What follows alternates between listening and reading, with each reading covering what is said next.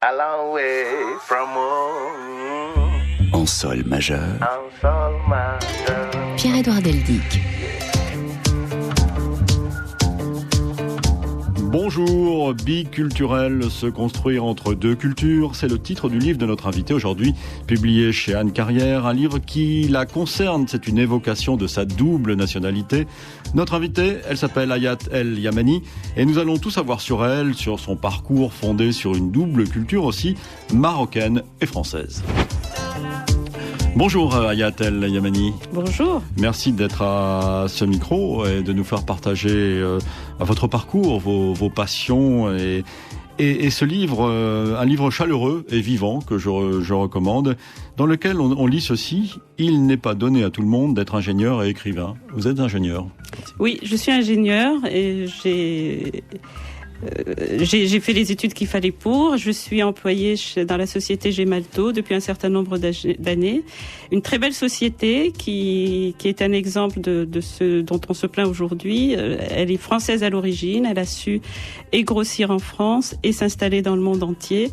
Et en une vingtaine d'années plus tôt, j'ai participé à une aventure industrielle absolument magnifique, oui. Oui, c'est une aventure à la pointe de la technique, hein. Il faut Absolument. préciser que cette société fait des cartes à puce sécurisées, c'est ça?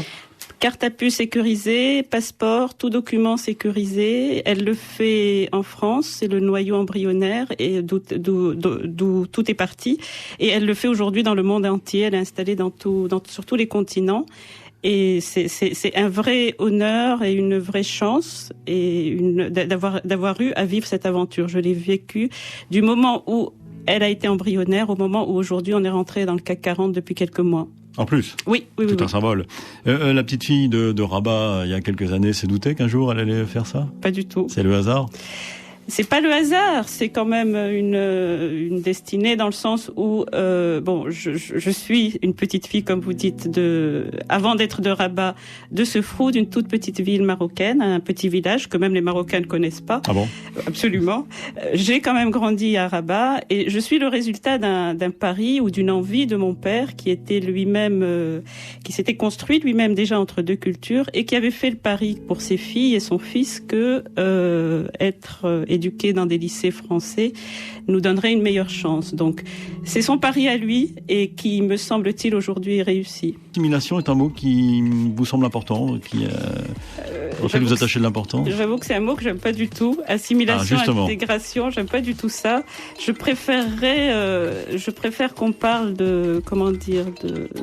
même intégration ne me plaît pas, d'addition. Je pense qu'on peut être fait, et c'est un petit peu ce que j'essaie de démontrer dans le livre, je me considère un peu comme un tableau ou un tapis où il y a plusieurs couleurs et il faut les ajouter, les couleurs. Une mosaïque aussi, non? Une mosaïque, absolument. Quand vous dites assimiler, j'ai un peu le sentiment que certaines couleurs deviennent fades ou disparaissent et ça, je trouverais ça très dommage. Donc, je préférerais, une addition qu'une intégration ou une assimilation. Mais votre père a eu une idée que je qualifierais de géniale en vous mettant dans ce lycée. Enfin, une idée d'avant-garde, en tout cas. Il fait partie de la génération qui aujourd'hui est malheureusement en train de disparaître. Il est mort il y a un an, à 84 ans. Nous pensons à lui. Le livre lui est dédié. Ouais. Merci d'y penser. Merci, de cette petite pensée pour lui est très belle. En fait, oui, ça a correspondu à une époque où le Maroc était en fin donc de protectorat. Lui-même a grandi avec l'idée que la France apportait quelque chose au Maroc et le Maroc apportait quelque chose à la France. Donc, il a cherché à ce que on ait les deux. Et à ce que une culture, en avoir deux, c'était mieux qu'une. Et il a été fidèle à ça tout le temps, malgré le fait que, comme je le dis dans le livre, au quotidien, il y avait des heurts qui n'étaient pas toujours simples à vivre pour lui et pour nous. Oui, vous dites par exemple qu'à l'âge de l'adolescence, c'était un peu la lutte d'une culture contre une autre. Hein. Absolument, c'est la lutte. Je l'ai pas trop ressenti chez lui, je l'avoue, parce qu'il a quand même assumé tout au long. Il en a toujours été très fier. Il a été fier que je vive en France, que je travaille en France, en rajoutant la langue anglaise à la dimension franco-marocaine que j'avais déjà. Par contre, ce que j'ai beaucoup vu autour de moi, c'est une espèce de tristesse, vraiment de profonde tristesse chez certains, beaucoup chez des parents immigrés qui vivent en France, où ils ont le sentiment, c'est peut-être cette assimilation dont vous parlez, ils ont le sentiment que définitivement quelque chose est perdu pour leurs enfants. J'ai jamais eu l'impression que chez mon père il y avait cette tristesse-là, mais je la sens chez d'autres, où il y a une coupure, ils sentent ils ont le sentiment qu'ils ont failli quelque part, que ils n'ont pas tout donné. Peut-être que mon père ne l'avait pas parce qu'il voyait bien que j'avais les deux. Oui, parce que le risque, c'est de s'entendre dire, oui, vous êtes une sorte de lâche, enfin, le mot est un peu fort. De traître, de traître, ça voilà. se dit. Vous abandonnez votre Absolument. culture et vous choisissez la culture française. Absolument. Il y a une idée de traîtrise.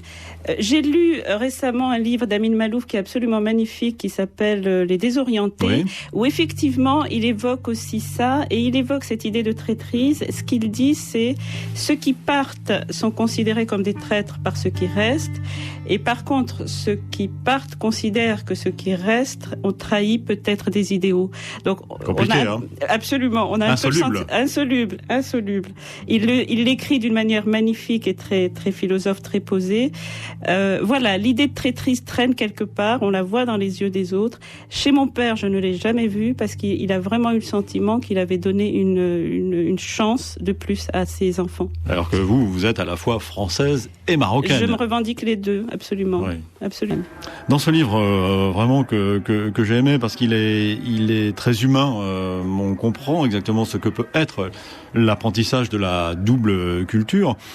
Il y a un passage, je crois que vous étiez en 6e, c'est votre prof d'anglais, oui, qui dans ce lycée français à Rabat, oui, nous y sommes, qui décide, sans doute pour une bonne raison selon elle, que tous les élèves doivent changer de prénom. Ça crée un véritable traumatisme, le mot n'est pas trop fort. Le mot était... Si, le mot est le bon. C'est un vrai traumatisme dans le sens où, donc, imaginez des classes où il y avait... Donc, c'était un lycée français. Il y avait environ un tiers d'élèves français, un petit % ou 2% d'élèves d'origines diverses, fils de diplomates ou de choses comme ça, de gens de passage, on va dire, et puis à peu près 2 tiers de Marocains. Et elle a dit, voilà, j'ai du mal à apprendre vos prénoms, donc je vais vous en attribuer des que je n'ai pas de mal à prononcer. C'est quand même incroyable. Et voilà, je me suis appelée Hélène pendant 3 heures par semaine. Bienvenue Hélène. Pendant 3 heures par semaine, et donc que sous la bouche de cette professeure. C'était un véritable traumatisme dans le sens où, pour plusieurs raisons. La première raison, c'est que déjà on s'y fait pas. La deuxième raison, c'est que on se dit cette dame est chargée de nous apprendre une langue entière et elle n'est pas capable elle-même d'apprendre 15 prénoms. Et puis voilà, c'est des réflexes. C'est la négation d'une culture, d'une histoire, d'une civilisation. Absolument, la négation de nous comme individus, la négation de la culture, de l'histoire. On l'a tous très mal vécu, sauf un élève qui lui, il a été tout à fait heureux. Il avait un nom un peu lourd en arabe, et puis tout d'un coup, il s'appelait Jean. Et ça lui a semblé génial, mais ça s'est très mal terminé pour lui, parce que ses parents, bien sûr, ont mal réagi. Aujourd'hui, ce qui me semble bizarre, c'est que tout ça, c'est les années 70, début 80. Il me semble pas qu'aujourd'hui, on ferait ce genre d'erreur. Je crois pas. Mais ça c'est pas si vieux que cela, quand même. C'est les années 70. Oui. C'est les années 70. Et on a le sentiment qu'il y avait un décalage total, qu'il y avait une espèce... On l'a vécu comme une forme d'hégémonie aussi. Voilà, vos prénoms ne me plaisent pas. Je ne ferai pas un effort que je vous demande à vous de faire. Par contre, et l'effort était incommensurable pour nous. Par contre, c'est quand même quelque chose qui m'est revenu, et c'est à ce moment-là, je crois que je l'ai écrit. J'ai des collègues chinois qui se donnent eux-mêmes des prénoms européens pour nous faciliter la vie à nous, Européens, parce que c'est plus facile à prononcer. C'est eux-mêmes qui décident ça. C'est eux qui le décident. Et qu'ils le décident me choque. Que ça ait été décidé pour nous, bien évidemment, m'a choqué 10 fois plus. Et il faut pas accepter ce genre de choses. Quand on parlait d'assimilation, quand on parlait de couleurs qui disparaissent, je crois que c'est aussi à ça que je fais référence. Il faut surtout pas faire ça.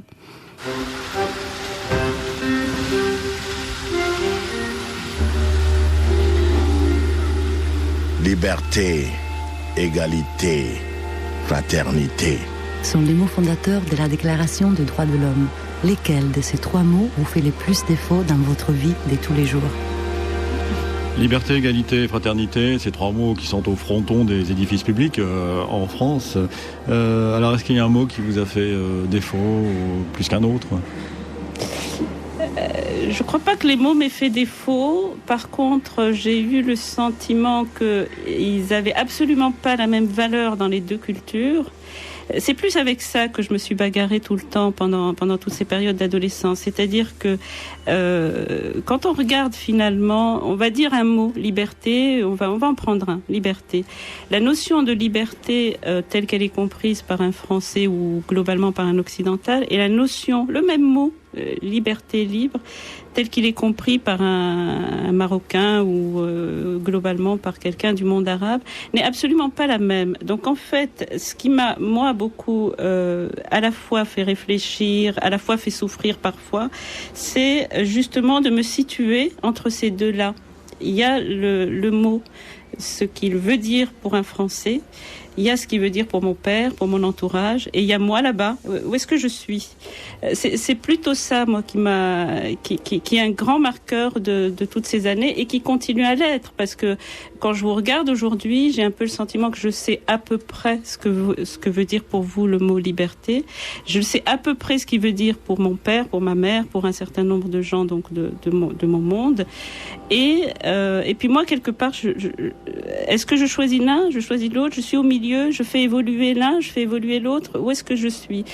C'est plus ça que j'ai essayé de montrer, parce que ça a beaucoup occupé de mes réflexions. Ayat El Yamani, quand on lit votre livre, on s'aperçoit qu'il y avait certes ce lycée français de Rabat, cette culture française, et il y avait aussi la culture marocaine immédiatement une fois entre chez vous. Hein, vous dites que vous habillez avec des vêtements marocains à l'intérieur. Absolument. Et des vêtements occidentaux à l'extérieur. C'est une belle image, ça. C'est une image qui est représentative du tout. C'est-à-dire que, effectivement... Nous sommes aujourd'hui en compagnie de Ayat El Yamani, ingénieur et écrivaine, je ne sais pas ce qu'il faut dire, je préfère dire écrivain. Moi aussi. À la fois marocaine et française, ou française et marocaine, qui vient d'écrire en tout cas aux éditions Anne Carrière, Biculturel, se construire entre deux cultures. Vous êtes bien construite entre ces deux cultures, d'évidence. Écoutez, c'est vous qui en jugez. Je reviens à cette histoire d'échelle. Il me semble que oui, je suis bien construite, et en même temps, je suis pas à 100% l'un et pas à 100% l'autre. Je suis quelque part dans une échelle là-bas au milieu. En tout cas, j'en suis quelque part... je ne l'ai pas choisi, mais aujourd'hui, je ne choisirai pas un autre itinéraire. Donc, c'est que ça va. Je suis bien dedans. Quand vous êtes française, en France, on vous considère comme une Française, oui. Et au Maroc ? Alors au Maroc aussi, et non, ça dépend. Au Maroc, je suis 100% marocaine jusqu'au moment où ce que j'ai réalisé, c'est que vivre en France vous fait, et puis travailler peut-être en tant qu'ingénieur, vous fait développer quand même beaucoup l'aspect rationnel. Ah. Et ça se voit, ça se sent. L'héritage de Descartes. Absolument. Voilà, Descartes est passé par là, et Descartes au quotidien, donc à travers je fais beaucoup de gestion de projet, donc besoin de rationalité, besoin de rigueur. Il faut dire que vous êtes dans un domaine qui ne supporte pas l'à peu près. Hein. Absolument, il supporte pas absolument, c'est le bon mot, il supporte pas l'approximation. Ce qui fait que quand je suis au Maroc, cet aspect-là se ressent, et les gens y font appel pour parfois le brocarder quand ça les intéresse plus, parce que du coup on dit hop, elle est devenue trop rationnelle, trop française. Et il faut savoir vivre avec ça et puis l'accepter. Je l'accepte parfaitement. Votre livre, donc Biculturel, est bourré d'anecdotes qui en disent long sur votre parcours et sur l'apprentissage de la double culture. Allez, il y en a une là, qui me vient en tête, celle d'Antigone. Le devoir sur l'honneur chez Sophocle. Dites-nous un petit peu, racontez-nous ça. Je trouve ça formidable comme anecdote. Alors, c'est une anecdote. Avant d'arriver à l'anecdote, une des choses que vous avez certainement remarqué en lisant le livre, c'est que beaucoup d'anecdotes se situent en cours de français ou d'histoire-géographie. Pourquoi ? Parce que c'est probablement là qu'on s'exprime. Donc, en cours de maths, de physique-chimie, jamais il y avait ce genre de heurte. Par contre, clairement, en cours donc de français, quand on rédigeait des dissertations. Oui, en plus il y avait les dissertations. Voilà, on parlait de nous-mêmes quelque part. Et à notre surprise à nous et à la surprise des profs. Donc là, il a été question de l'honneur chez Sophocle, dans Antigone. Et nous, les Marocains, on s'est trouvés complètement à l'aise avec ce sujet. On a disserté en long, en large, avec des phrases enflammées. Je me souviens d'une où c'était l'honneur, on peut aller jusqu'à mourir pour l'honneur, des choses comme ça. Et alors, à côté de ça, nos petits camarades français, c'était très fade. La prof nous a dit, c'est très très fade en comparaison, et pour nous en convaincre, elle nous a lu des rédactions des deux. Et c'est vrai qu'il y avait un monde entre les deux. Ce qui veut dire que, alors, on revient. Ça en disait long quand même. Ça en disait long sur la place de l'honneur chez chacun de nous. Je pense que c'est pas le seul mot sur lequel j'aurais pu écrire. L'histoire est réelle, donc je la laisse telle qu'elle est. Mais prenons le mot honte par exemple. Je pense que j'aurais à peu près les mêmes choses à dire, dans le sens où le mot honte. C'est-à-dire que les élèves marocains auraient été disers et les Français absolument pas du tout. Oui. Il y a des notions qui s'affaiblissent, et honte, honneur. Courage peut-être pas, je pense qu'il est aussi représenté ici que là-bas, mais c'est quand même les deux, les plus marqués, c'est honte et honneur, où ils sont montés au pinacle, ils font partie d'un socle tout à fait précieux. L'autorité aussi, bien sûr, ici l'autorité, très important dans le livre aussi, l'autorité parentale, vous, absolument. Donc elle a beaucoup faibli, ou du moins elle est très partagée dans un monde occidental. Elle reste très marquée, très parentale, très forte, très au niveau même des profs dans ce monde-là, et on revient à cette idée d'échelle où on se balade de 0 à 100 et chacun à 0%, 100% et puis quelque part là-bas au milieu.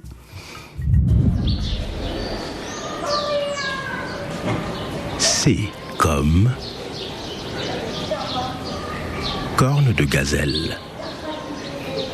Alors, ça vous dit quelque chose ? Bien sûr, ça me dit des après-midi entières à faire des gâteaux et puis d'autres occasions pour les manger. Alors, il y a cette ambiance que nous entendons derrière, d'une ville. Et si c'était Fès ? Écoutez, c'est Fès. Qui semble être votre ville de cœur ? C'est ma ville de cœur, clairement, c'est ma ville de cœur qui est représentative quelque part de ces journées où on se baladait d'une culture à l'autre. Fès, pour moi, c'est quoi ? Donc je suis originaire d'un petit village qui s'appelle Sefrou, qui est à 30 km de Fès. Donc aller à Fès, c'était déjà aller dans la grande ville. Et il y avait cette médina avec, vous entendez, les mosquées, l'appel à la prière. C'est notre réalisateur préféré qui a trouvé ça. C'est pépite. Merci à lui. Et puis il y avait ces ruelles étroites, encombrées, où à l'époque on livrait, c'était des ânes.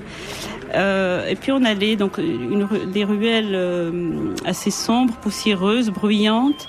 Et mon père rendait visite systématiquement. Il se faisait un point d'honneur à rendre visite à des vieilles dames qui vivaient seules, qui l'aidaient. Et on rentrait dans un autre univers, dans ce qu'on appelle aujourd'hui un riad et qui à l'époque s'appelait juste une maison. Et ces dames vivaient dans une pièce de ces riads. Elles étaient très très vieilles. Chacune a disparu. Il leur rendait hommage, il faisait revivre le passé. Et là, on était dans un monde 100 000%, si je puis dire, marocain. Fassi, marocain, etc. On ressortait de là, et puis on allait à la piscine. Et à la piscine, dans des beaux hôtels occidentaux, enfin, en tout cas pour touristes. Et là, la langue, c'était le français. Et on se baladait dans un tout autre monde. Je me disais, comment cette dame, je pense qu'elle a jamais vu de piscine de sa vie. Il y avait chez moi cette espèce de juxtaposition. Que dirait cette dame si elle nous voyait en train de nous baigner dans cette eau ? Et ce voyage entre deux mondes, vous le faisiez sans difficulté ? Sans difficulté. Il faut apprendre à le vivre. À la limite, à l'époque, je ne me rendais pas compte, sauf que quand même, je me posais des questions. Donc j'avais 7, 8 ans, 10 ans, et je me disais, cette dame, qu'est-ce qu'elle dirait si elle me voyait en maillot en train de plonger ? Qu'est-ce que ça représenterait pour elle de nager dans une piscine ? Toujours un peu de culpabilité, non ? Un sentiment de culpabilité Pas de culpabilité, d'étrangeté plutôt. D'étrangeté. Ouais. J'étais chez elle, j'ai parlé une langue, j'ai mangé des pois chiches, je suis là en train de boire du coca. Est-ce qu'elle a bu du coca à mon âge? Et alors, quelquefois, il y a les deux cultures se heurtent. Hein. Vous, toujours dans ce livre très, très chaleureux, très humain, vous parlez de la mère de votre meilleure amie de l'époque, Marie-Vonne, qui vous impressionnait beaucoup parce qu'elle était capable de piloter un bateau, enfin de naviguer. Absolument. Elle était à l'opposé, elle, parce que donc nos mères se contentaient entre guillemets avec 1000 guillemets de s'occuper de leur famille. Et cette dame-là était non seulement prof à la fac de médecine, si ma mémoire est bonne, et en plus faisait du bateau. Alors la voir avec tenant la barre. En maillot 2 pièces, tenant la barre, tout d'un coup, je me suis dit, on comprend à ce moment-là qu'il y a un vrai monde entre sa mère, la mienne, et vous allez peut-être rire, mais mon amie Marie-Vonne aurait voulu un peu de ma mère, parce qu'elle était plus présente et qu'elle faisait des bons plats mitonnés. Et moi, je voulais un peu de la sienne, parce que quelque part, elle était quand même un exemple pour nous. Choisi par Ayat El Yamani, notre invité aujourd'hui dans Sol majeur, auteur de Biculturel, se construire entre deux cultures, un livre publié aux éditions Anne Carrière. Dans quelles conditions s'est faite votre arrivée en France, Ayad? D'abord, qu'est-ce qui a fait que vous êtes arrivé en France? Vous auriez pu continuer à faire vos études au lycée français de Rabat et puis rester au Maroc. C'était en quelque sorte un prolongement du lycée français, cette arrivée en France? C'était plus qu'un prolongement. C'était donc j'ai été dirigée vers Maths Sup, Maths P. J'étais excellente en maths, etc. Et donc j'ai fait Maths Sup, Maths P. Félicitations. Merci. Ouf. C'est pas la période la plus facile à vivre, mais bon, je l'ai fait. Et il y avait à Casablanca, il y avait des classes préparatoires, mais très peu à l'époque. Aujourd'hui, ça change énormément. À l'époque, il y en avait peu, donc ils prenaient il y avait une liste et j'ai pas dû faire partie de la liste de ceux qui étaient acceptés. Et du coup, j'ai fait Maths P à Nancy. Voilà. Donc l'histoire a commencé comme ça. Vous êtes une grosse tête, non? Je sais pas, je suis quelqu'un qui a su faire des maths, qui sait encore en faire voilà, je suis quelqu'un qui à la fois navigue effectivement entre Occident-Orient et puis entre science ou on va dire monde rationnel et puis création littéraire. Voilà. Alors vous avez dans un chapitre eu la bonne idée de parler des coutumes et de ceux qui, au nom de bons sentiments parfois, veulent les changer, les coutumes. Hein. Il y a un chapitre qui s'intitule « Changer les coutumes » avec une référence au roman Vent d'Est, Vent d'Ouest de Paul Buck. Racontez-nous là aussi, c'est intéressant dans votre bouche d'entendre cela. On peut, au nom de bons sentiments, vouloir changer les choses et ces choses peuvent se retourner contre celui ou celles qui veulent les changer. Clairement, par le Buck, donc elle était entre deux cultures aussi, entre une culture... Là, c'est la Chine. Voilà, entre la Chine et l'Angleterre, absolument. Et dans Vent d'Est, Vent d'Ouest, je trouve qu'elle touche de très près, elle aussi, donc les contradictions, les heurts qu'il peut y avoir. Et une partie de son livre Vent d'Est, Vent d'Ouest est... c'était une jeune chinoise dont le mari est chinois aussi, excusez-moi, il est chinois aussi, mais il a fait des études de médecine en Angleterre. Donc il revient avec une vision occidentale anglaise et sa promise, sa fiancée, a les pieds bandés. Des bandelettes, oui. Absolument. Donc c'est le comble du chic, c'est le comble de ce qui se fait, c'est le comble même de l'aristocratie. Et lui, il lui dit, c'est quoi ce truc? Tes pieds sont morts, tes pieds sont nécrosés, tes pieds sont moches. Je ne me marierai avec toi que si tu enlèves les bandelettes et que tu redonnes vie à tes pieds. Et alors, c'est extraordinaire parce que déjà, il y a la métaphore, il y a la vie, le sang qui recircule dans les pieds. Mais la femme le vit très très mal au début parce que on lui a dit que des petits pieds c'était beau. On lui a dit, elle a souffert pendant des années quand elle était gamine pour avoir des tout petits pieds bandés. Et ce gars-là lui dit, c'est moche, c'est pas vivant et je ne me marierai pas avec toi tant que tu auras ça. Et ça donne une idée, elle est ultime là. J'ai un peu le sentiment qu'il faut avoir été barbare pour inventer ce genre de coutumes, mais elles ont existé. Et j'ai appris qu'il y a eu des millions de filles mortes à cause de ça, par septicémie et des choses comme ça. Et les pieds mouraient nécrosés. Donc, c'est la phase ultime, et je l'ai choisie un peu par facilité, entre guillemets, parce que elle est tellement extrême qu'elle est très parlante, et en même temps, elle m'éloigne un peu de mes coutumes à moi. Mais elle dit quelque part, est-ce que toutes les coutumes sont bonnes? Elle dit quelque part, est-ce que c'est pas courageux de les abolir? Elle dit aussi, quand on les abolit, qu'est-ce qu'on abandonne de soi? Donc c'est pour moi un moment très complexe. Et à 16-17 ans, je crois, on avait fait c'était un devoir qu'on a fait à plusieurs élèves et où on a exprimé ça. Et personne ne s'y est trompé. Tout le monde a su comprendre que on parlait de nous, en fait. Les pieds bandés étaient en Chine, mais on parlait de nous.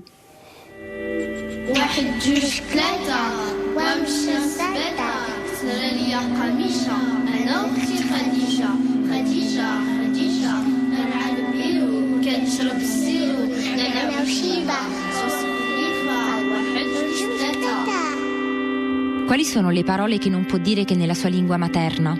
Quels sont les mots que vous ne pouvez dire que dans votre langue maternelle? Hayat El Yamani, ça vous fait rire cette... Alors on entendait des enfants raconter, lire une comptine marocaine, je crois. Oui. Alors, est-ce qu'il y a des mots que vous ne pouvez dire que dans votre langue maternelle? Vous en avez deux, mais langue arabe. La langue arabe, c'est les mots très très très usuels. Je vais vous surprendre. Il y a des légumes dont j'ai du mal à dire les noms en français. Voilà, c'est ce monde affectif, ce monde domestique, qui est maîtrisé par les femmes et donc ma mère entre autres. Il y a des fois où je m'arrête devant des betteraves et j'ai du mal à me souvenir de ce qu'est de leur nom, parce que ce qui s'impose dans ma tête, c'est le mot betterave en arabe. Mais ça arrive en France aussi, hein? Oui, mais... C'est originaire du nord de la France, une endive, c'est un chicon. Voilà, par exemple. Donc ça veut bien dire que ça, les distances peuvent être moins grandes et qu'on ait les mêmes types de problèmes. Mais clairement, c'est un marqueur, la langue. Et vous avez des pages intéressantes sur le mélange du vocabulaire quand on maîtrise deux langues, par exemple. Alors, ce qui me semble absolument évident, c'est que quand on est élevé donc entre deux cultures, on est amené à maîtriser les deux par obligation, et du coup il y a comme une espèce de souplesse qui se crée dans la tête, dans le sens où chaque mot dans chaque langue n'a pas tout à fait la même nuance, n'a pas la même valeur. Et effectivement, quand on maîtrise les deux et quand on est avec des gens du même monde, on en arrive à tout mélanger. On le fait spontanément. Là, il y a pas un mot d'arabe qui sort parce que je suis face à vous et je sais que c'est pas l'endroit et que vous ne le comprendriez pas forcément. Mais dès que je suis avec des gens de la même éducation, je le fais. Je mélange les deux instinctivement et je reviens systématiquement à l'autre, à chacune des deux. Quelle chance, quelle richesse. C'est une richesse. Aujourd'hui, j'y ai rajouté l'anglais. Alors oui, j'imagine que professionnellement, c'est important pour vous. Absolument. Et c'est l'anglais que vous a écouté Kalsoum aussi. Oui. La voix Kalsoum. La voix Kalsoum, la cite, la dame. Et une petite histoire Kalsoum, si on a juste 2 minutes pour finir peut-être là-dessus, qui me ramène à ces chocs donc entre deux cultures. Et donc au fait aussi où au lycée on ne comprenait pas forcément ce qu'on vivait nous et vice versa à la maison. Et alors j'ai souvenir de la mort Kalsoum. J'étais préado et j'allais au lycée en bus scolaire et on apprend la mort Kalsoum dans le bus. Et voilà le chauffeur qui s'arrête. Pour lui, c'était un événement fondamental. Un drame national. Absolument. Kalsoum est morte. Il s'est arrêté. D'un bus à l'autre, des gens parlaient de la mort Kalsoum. Il y avait des gens qui pleuraient dans la rue. Et donc, il y en avait très peu à l'époque, mais embouteillage. Et on finit par arriver au lycée avec peut-être 10-20 minutes de retard. Et les 4 ou 5 donc de ma classe, on rentre et on était tout excités, la mort Kalsoum. Et la prof nous dit mais vous êtes en retard, pourquoi? Et on lui dit le bus est en retard parce que Kalsoum est morte. Et la dame nous regarde en nous disant mais Kalsoum, c'est qui Kalsoum? Et voilà. Choc des cultures encore. Choc des cultures de nouveau. Et nous, c'était limite. À la fois, on n'aimait pas Kalsoum parce que pour l'aimer, il faut être adulte, il faut avoir compris l'amour, le manque, l'exil, 1000 choses. Ce qu'on ne savait absolument pas à 12-13 ans. Il n'empêche que on savait que c'était une grande dame et on savait que nos parents l'écoutaient, nos parents l'adoraient, le monde arabe entier vibrait. Et cette dame nous dit mais qui c'est Kalsoum?